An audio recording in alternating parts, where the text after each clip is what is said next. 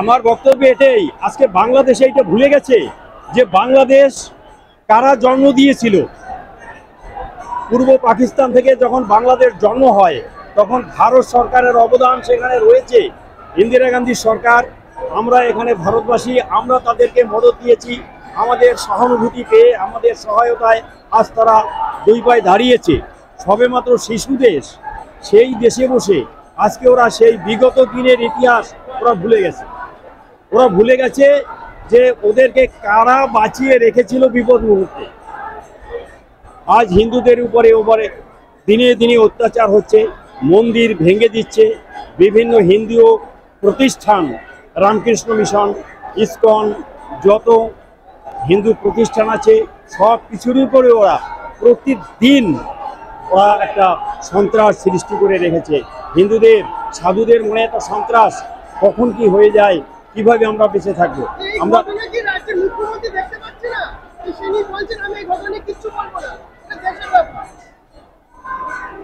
এইটা সম্পর্কে বলতে গেলে একটু অনেকের গায়ে লেগে যাবে, কিন্তু এ সরকার সেটা যদি খেয়াল করত তাহলে ববি হাকিম যে কথা বলেছিল তার প্রতিবাদে সে অ্যারেস্ট হতো।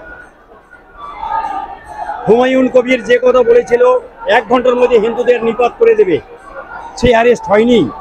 যদি মমতা সরকার সেইটাই খেয়াল করতো, ববি হাকিম অ্যারেস্ট হতো, হুমায়ুন কবির সেও অ্যারেস্ট হতো, হয়নি। আজকে নিরপরাধভাবে অবশ্যই অবশ্যই এটা পক্ষপাত, হ্যাঁ অবশ্যই অবশ্যই। এদিক থেকে সম্পূর্ণ কান বন্ধ করে রেখেছে। তাদের কানে যে আওয়াজটা চলে গেছে তার কোনো প্রতিবাদ তারা করছে না।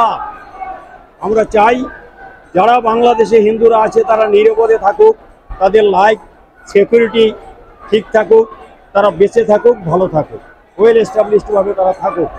আমরা এখানেতেও যারা সংখ্যা লঘু আছে তাদের উপরে কোনো নির্যাতন করছি না, এর অ্যাগেনস্টে তাদের উপরে আমরা কোনো স্টেপ নিচ্ছি না। কিন্তু আমাদের হিন্দুদের সম্পূর্ণ নিপাত করে দেওয়ার জন্য বাংলাদেশের যারা রয়েছে তারা সেই মুসলিম সম্প্রদায়টা উঠে পড়ে লেগে আছে। এজন্যই যতক্ষণ পর্যন্ত চিন্ময় মহারাজের মুক্তি না হবে ততক্ষণ পর্যন্ত আমরা আন্দোলন করে যাব। ওরা আরও একটা ঘোষণা করেছে, 19 জন লিস্টে রয়েছে, 19 জন মহারাজকে ওরা অ্যারেস্ট করে।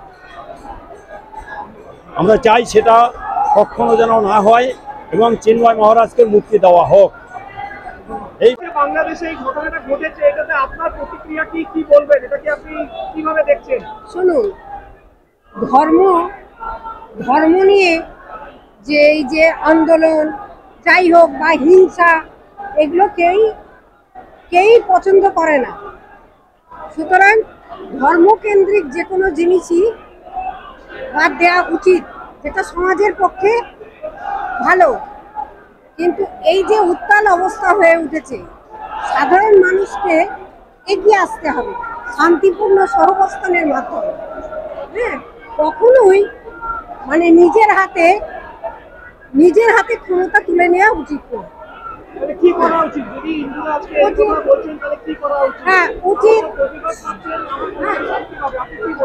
আমি বলছি কি যে সরকার থেকে যদি সহযোগিতার হাত বাড়িয়ে দেয় তাহলে এই সমস্যার সমাধান তাদেরকে এগিয়ে আসতে হবে। শেষ প্রশ্ন, মুখ্যমন্ত্রী বলছেন বাংলাদেশ নিয়ে কোনো কিছু বলতে পারবেন না বা বলবেন না, অন্য দেশে আপনার প্রতিক্রিয়া কি? এটা আমার মতে এটা কিন্তু ঠিক না। সমস্ত যেহেতু এটা বাংলাদেশ আমাদের প্রতিবেশী রাষ্ট্র, সুতরাং সমস্ত আমাদের দেশের মুখ্যমন্ত্রীকেও এগিয়ে আসতে হবে, প্রধানমন্ত্রীকেও এগিয়ে আসতে হবে, সে দেশের মুখ্যমন্ত্রী প্রধানমন্ত্রীকেও এগিয়ে আসতে হবে। শান্তিপূর্ণ সহাবস্থানের মাধ্যমে এটার মোকাবিলা করতে হবে। আপনার নাম? আমার নাম চন্দ্র মুখার্জি। নিশ্চয়ই জানেন বাংলাদেশে যে ঘটনা ঘটেছে, কি বলছে ঘটনাটা? घटना खूबी भारी news because humanity is at stake. सबको को समझना चाहिए, जैसे इंडिया में जो भी रहते हैं वो एकदम सेफली रहता है। No one is living in a buyer situation, everyone is at piece.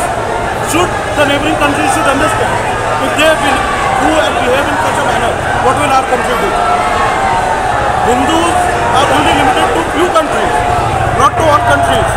So please, Hindu is a peace-loving community. Let them be in peace. সবাই শান্তিভাবে থাকে সেটাই চাই আমরা। আর আমরা কাউকে মানে কিছু হার্ম করছি না, আমরা শুধু একটা